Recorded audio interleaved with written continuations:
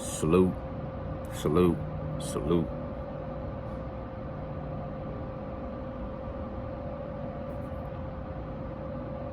Wow. It's Nocturnal Thoughts, man. What's happening? Real quick video, then I'm getting out the way.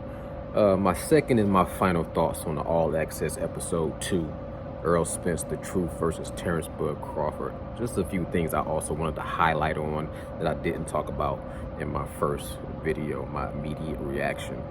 Second thought. I thought the All Access was dope. Matter of fact, when I finish doing this video, I'm gonna go back and I'm gonna watch it again. It was a dope, production. I thought they did a good job at showing the journey, the personal life, making these dudes, human, and talking about their trials, their tribulation, their people around them, their support system, their logic and their thought process, and them going through the different adversities that they had to go through to get to the point where they're on the road to undisputed in the biggest fight in the last, 20 decades, or the last 10 or 20 years. I think a decade is 10 years, right?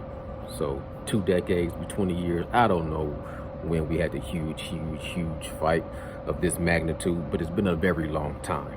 You know what I'm saying? This will be our generation's Hagler, Hearns, and Sugar Ray and Roberto Duran and Marvis Hagler versus this would be our version of that. You know what I'm saying? Not too many fights. Like I'm gonna say, since I've been around,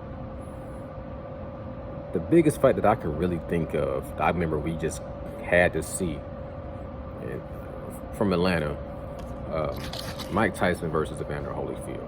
That was huge.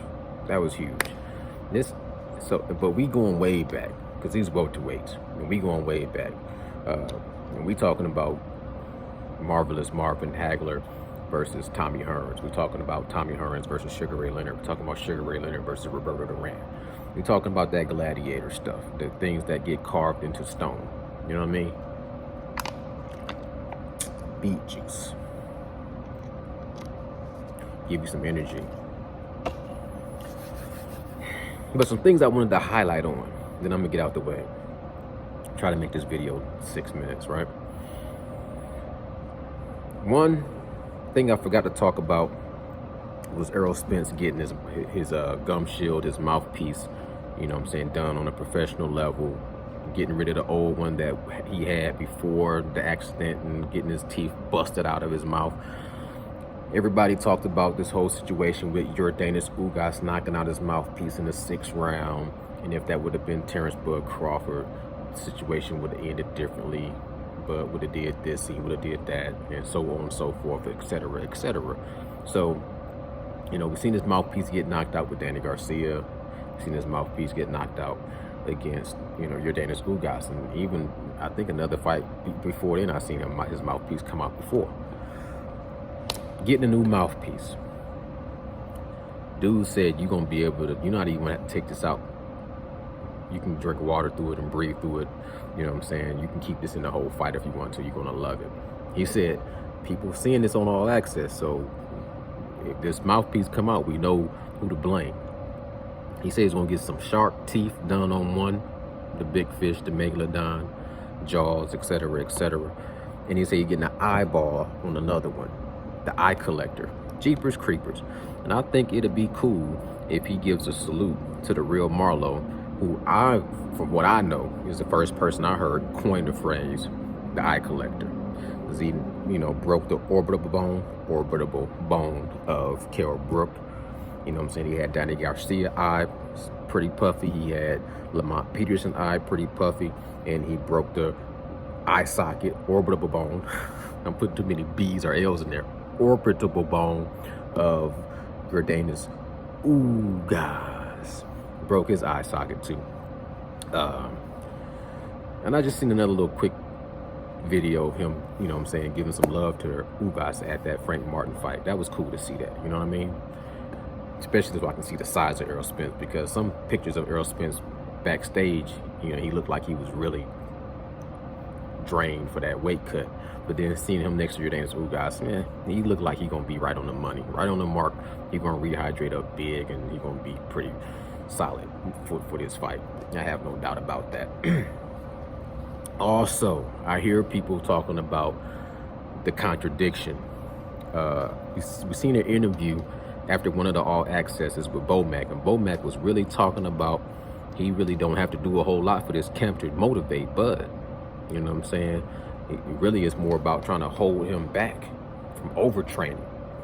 So I thought that was a little contradiction for in the All Access for Bud to say, some days I don't feel like training, and he motivates me. Just like today, I really didn't feel like getting up and running, and Bomac motivated me to get up and do what I had to do for training. I thought that was a little contradiction, but I also have to say, the world-class champions, they world-class liars. They know how to put out information that they want you to believe. So I take that with a grain of salt. I don't think Bud needs to be motivated to train whatsoever. I think that's a sleight of hand. Don't let the right hand know what the left hand is doing. So anybody that's taking that and running with it, I think they're not as savvy.